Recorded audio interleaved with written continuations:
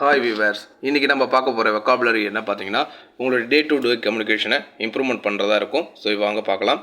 ப்ரொவோகேட்டிவ் அப்படிங்கிற ஒரு வெக்காபுலரி தான். இதுக்கான மீனிங் என்ன பார்த்தீங்கன்னா அனாயிங் அப்படிங்கிறது.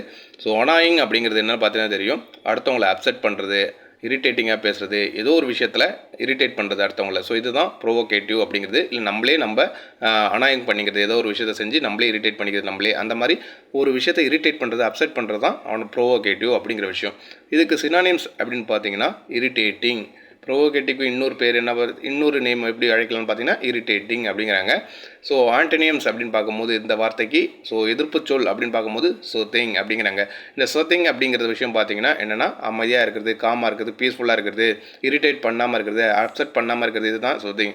ஸோ இதுக்கான ஒரு எக்ஸாம்பிள் கொடுத்துருக்கோம் பாருங்கள். His behaviour was called provocative and anti social அப்படின்னு. ஸோ என்ன அர்த்தம் பார்த்தீங்கன்னா அவனுடைய அந்த பிஹேவியரிசம் எல்லாமே என்ன செய்யுது பார்த்தீங்கன்னா ஒருத்தவங்களுக்கு எரிச்சல் உண்டாக்குது, அது மட்டும் இல்லாமல் சமுதாயத்துக்கு ஏற்றதாக இல்லாமல் இருக்குது அப்படின்னு சொல்கிறது தான் இந்த ப்ரொவோகேட்டிவ் அப்படிங்கிற. His behaviour was call provocative and anti social. Thank you for வாட்சிங் மை வீடியோஸ். மறக்காமல் சப்ஸ்கிரைப் பண்ணுங்கள் நம்ம சேனலை.